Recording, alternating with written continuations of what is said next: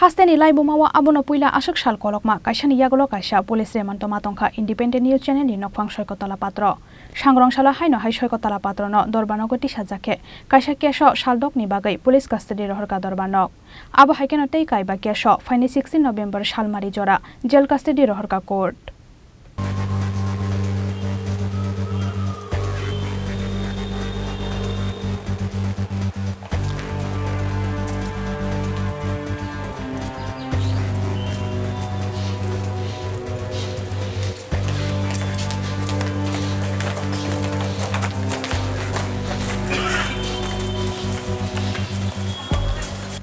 Haldok ni police remante jail custody paiman yagolo haino hai soikotala patrono sangrok sala dorbar nogoti shaka police kaini kokshir samungnote ye session court te kaibri kokshir samungnote ye chief judicial magistrate court te shaka bono police kaisa keso haldok ni bagai police custody te rohorka session court abo haikeno te kaisa keso fainai 16 November salmari jora jail custody rohorka session court ni special judge Subhashish Sharma Roy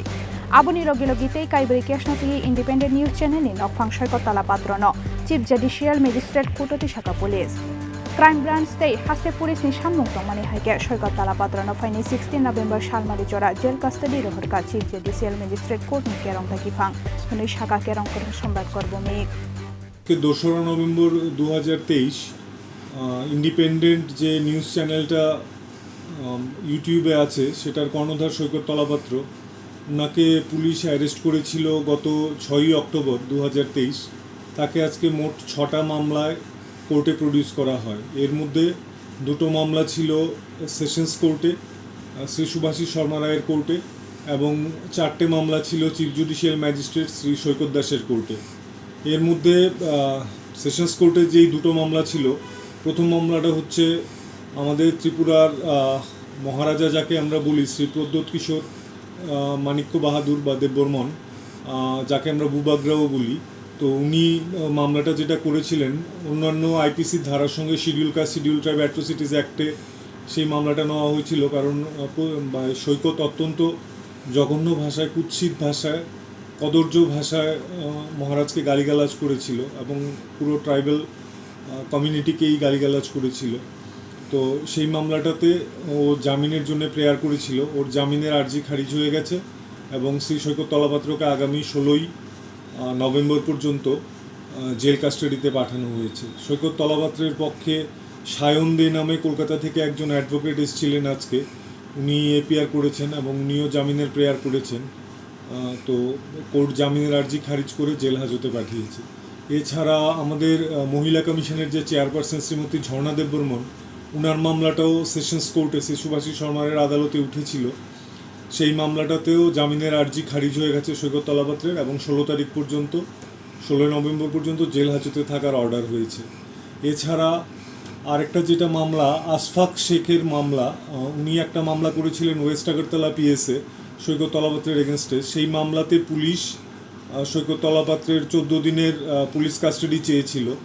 তো মাননীয় chief judicial magistrate Shri সৈকত দাস উনি 14 দিন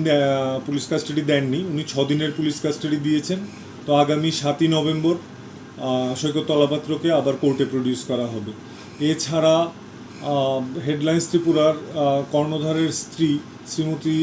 চন্দ্রা রয় উনি একটা মামলা করেছিলেন সৈকত তলাপাত্রের এগেনস্টে সেই মামলাতে ক্রাইম ব্রাঞ্চের তরফ থেকে ওনার পুলিশ কাস্টাডি চাওয়া হয়েছিল সৈকত তলাপাত্রের তো যেহেতু একটা মামলাতে পুলিশ কাস্টাডি গ্রান্ট করা হয়েছে সেই জন্য মাননীয় চিফ জুডিশিয়াল ম্যাজিস্ট্রেট প্রেয়ারটা রিজার্ভ রেখেছেন পুলিশের প্রেয়ারটা এবং সেটা আগামী 7 নভেম্বর সেটা শুনানি হবে এছাড়া শ্রীমতী অন্তরা চৌধুরীর একটা মামলা আছে সৈকত তলাপাত্রের এগেনস্টে সবগুলোই অলমোস্ট অভিযোগের নেচার হচ্ছে ওইরকম প্রথম স্ক্যান্ডালাস নিউজ করা তারপর বিভিন্নভাবে ব্ল্যাকমেল করে টাকা আদায় করা আর এছাড়া আরেকটা মোডাস অপারেন্ডি হচ্ছে এই ধরনের নিউজ উনি করতেন যেগুলোতে হিট হতো প্রচুর এবং হিট হলে পরে আপনারা জানেন সোশ্যাল মিডিয়াতে হিট হলে পরে সেটা একটা আর্নিংয়ের মিডিয়াম তো সেই আর্নিংয়ের সেভাবেও একটা বেআইনি আর্নিং হতো সৈকত তলাপাত্রের তো এই সমস্ত অ্যাঙ্গেল থেকে পুলিশ ইনভেস্টিগেট করছে তো শ্রীমতী অন্তরা চৌধুরীর মামলাতে মানি ট্রেইল অলরেডি পাওয়া গেছে